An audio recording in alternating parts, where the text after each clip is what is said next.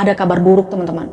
Rumah nenek yang di desa kena musibah bencana alam gempa bumi. Ella mendengar itu spontan kaget dan merinding sebadan badan teman-teman. Tapi meskipun begitu dia masih ngeyel juga.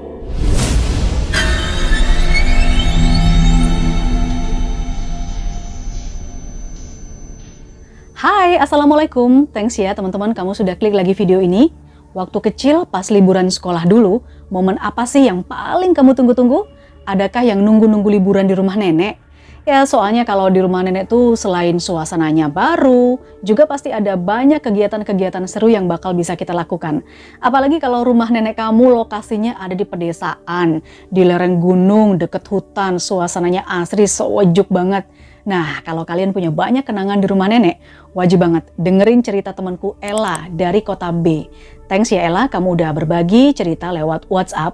By the way, rumah neneknya Ella ini ada di Kabupaten G, di daerah istimewa Yogyakarta. Jadi teman-teman, Ella ini punya pengalaman liburan yang lumayan horor. Horor apa aneh ya? Karena sampai sekarang Ella nggak tahu kenapa hanya Ella yang mengalami ini, bukan saudara-saudaranya yang lain.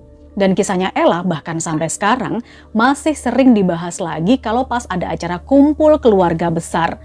Nah, kira-kira nih penasaran kan pengalaman super duper aneh kayak apa yang dialami sama Ella? Ya udah nggak usah nunggu lama-lama lagi, yuk aku mulai ceritanya sekarang.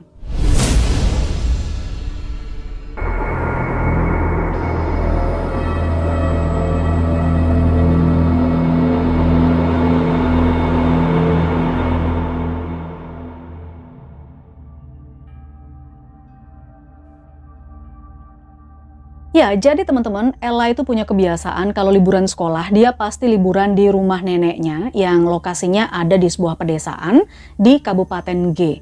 Ella tuh seneng banget kalau udah nginep di rumah neneknya ini karena rumah neneknya itu dekat dengan sawah, sungai yang masih bersih airnya. Ella juga sering menghabiskan waktu liburannya dengan mandi di sungai bersama teman-teman sebayanya di sana. Bahkan karena saking seringnya setiap tahun ketemu, mereka jadi akrab. Air di sungai sana itu bersih, segar, dan banyak batu-batu besar. Gak heran kalau mandi di sungai, Ella itu gak mau selesai, sampai bibirnya kadang-kadang biru karena kedinginan. Kalian yang pernah ngalamin ini pasti tahu deh rasanya kayak gimana. Terus kalau pagi, Ella biasanya jalan-jalan ke area persawahan yang ada di sekitar rumah. Ya untuk sekedar mencari binatang yuyu, atau yuyu itu bahasa Indonesianya apa ya? Ketam.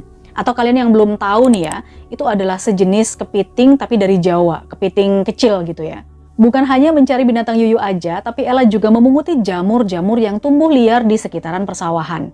Nah pas kebetulan juga kakek neneknya ini memang profesinya sebagai petani.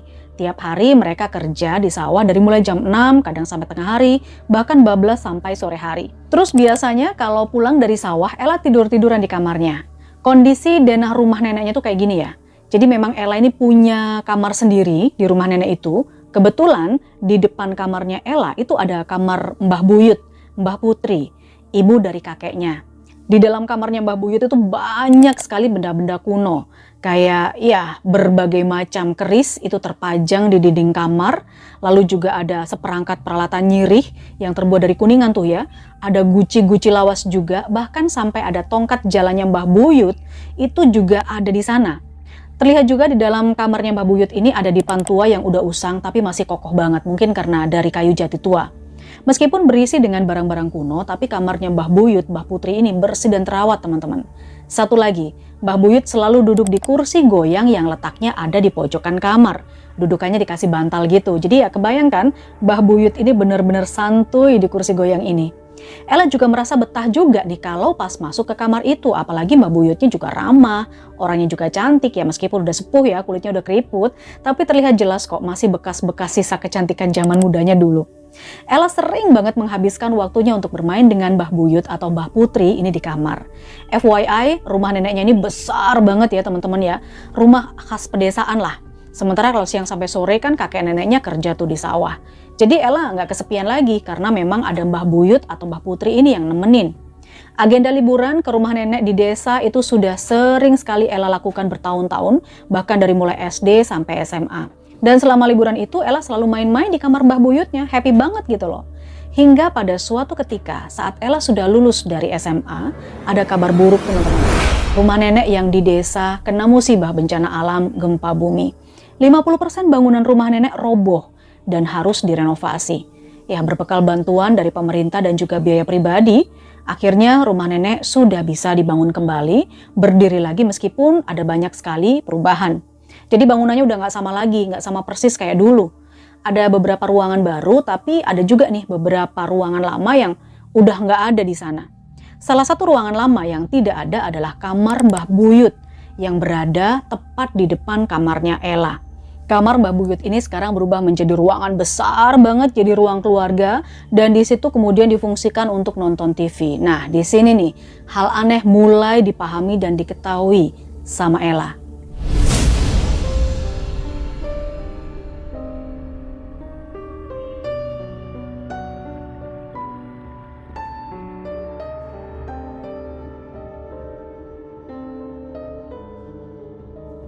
Nah, teman-teman, setelah bencana gempa di rumah nenek, Ella sempat balik lagi liburan di sana. Sekalian juga pengen tahu kan gimana kondisi terbaru rumah nenek yang sudah direnovasi itu.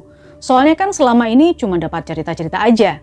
Singkat cerita, Ella sampai tuh di rumah neneknya. Dan kebetulan ada beberapa saudara seperti tante, ada juga omnya, ada sepupu-sepupunya. Itu pada ngumpul juga di rumah nenek karena mereka pengen bersilaturahmi. Ella berkeliling tuh di sana. Ya bener aja, banyak sekali perubahan di rumah itu. Dan yang paling kentara memang kamar Mbah Buyut atau kamar Mbah Putri itu udah nggak ada lagi. Dalam hati Ella nanya, kira-kira kamarnya Mbah Buyut di sebelah mana ya? Ya tapi daripada nggak dapat jawaban kan, dia langsung nanya ke neneknya. Bah, kamar Mbah Buyut yang di depan kamarnya Ella itu sekarang dipindah kemana? Kok sekarang jadi ruangan TV sih? Lah terus Mbah Buyut jadi tidur di mana dong? Tanya Ella, udah persis banget kayak interogasi neneknya. Nah, secara mengejutkan teman-teman, neneknya, kakeknya, orang tua Ella, sepupu-sepupu dan tantenya, itu langsung bengong, langsung ngelihat Ella secara barengan. Mereka berpandangan juga. Pandangan mereka ini kayak kaget campur heran. Dan akhirnya neneknya malah nanya balik, Mbah Buyut? Mbah Buyut siapa Tondo? Ya Mbah Buyut Ella, Nek. Ibunya kakek. Biasanya kan main sama Ella kalau pas lagi liburan ke sini. Jawab Ella dengan yakin. Ya, mereka semuanya di situ tuh kayak makin bengong, makin heran. Ya entah kenapa tiba-tiba suasana jadi berubah aja teman-teman. Jadi makin mencekam gitu loh. Di saat semuanya diam, tiba-tiba kakeknya Ella nyeletuk. Emang kamu pernah ketemu apa sama Mbah Buyut? Ya pernah lah kek. Ella kan sering banget main sama Mbah Buyut di kamarnya. Malah dari pagi sampai sore loh kalau kakek nenek di sawah, kan Ella mainnya sama Mbah Buyut. Disitulah nenek Ella kemudian menjelaskan. Rasa-rasanya kok ndak mungkin ya Nduk. Lawong Mbah Buyut itu loh sudah lama meninggal, bahkan sejak kamu masih kecil. Apa ya bisa kamu ketemu sama Mbah Buyut? Apalagi ngobrol. Loh nggak mungkin lah kalau Mbah Buyut itu udah meninggal Nek. Ella tuh kalau liburan ke sini selalu ketemu loh sama Mbah Buyut di kamarnya. Iya di kursi goyang itu. Di kamarnya Mbah Buyut tuh banyak kerisnya, banyak barang-barang antik. Tapi meskipun begitu kamarnya tetap bersih, Nek. Ella ngeyel kayak gitu. Ya, melihat Ella yang ngeyel kayak gitu, sang kakek lalu mengambil album foto dari laci di ruangan tengah. Ini Mbah Buyut yang kamu maksud, Dok. Iya bener kek, ini Mbah Buyutnya. Jawab Ella. Sekarang gantian kakeknya yang memvalidasi. Dok, Mbah Buyutmu ini sudah lama meninggal dunia. Kamarnya itu memang masih ada, bahkan sampai pada saat kena gempa kemarin. Di situ Ella terdiam. Pertanyaannya cuma satu. Kalau Mbah Buyut udah nggak ada, terus siapa dong yang nemenin dia tiap liburan di situ? Perlahan-lahan Ella mulai inget-inget lagi tuh teman-teman, momen-momen dengan Mbah Buyut di rumah itu.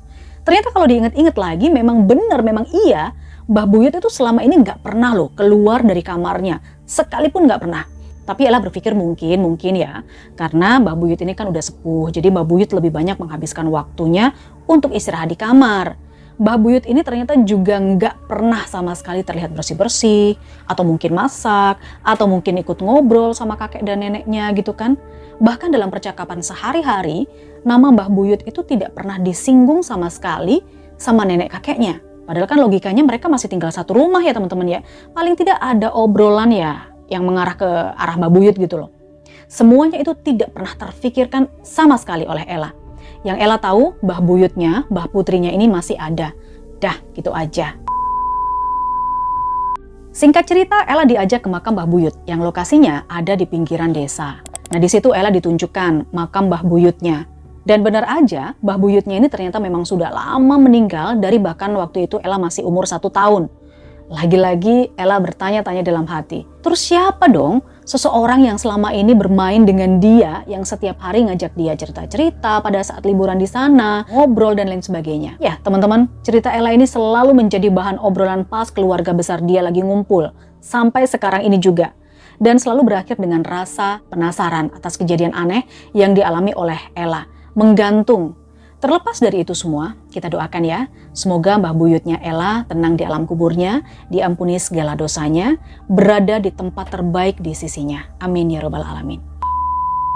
Ya, itulah teman-teman kejadian super aneh yang dialami sendiri oleh Ella. Sampai sekarang masih belum tersedia jawabannya. Ya memang kalau bicara hal-hal mistis, nggak semua menyediakan jawaban dan nggak semua bisa dijelaskan. So, mohon dibantu aja deh. Like video ini, subscribe channel ini. Kita ketemu di cerita seru yang lainnya. Wassalamualaikum. Bye.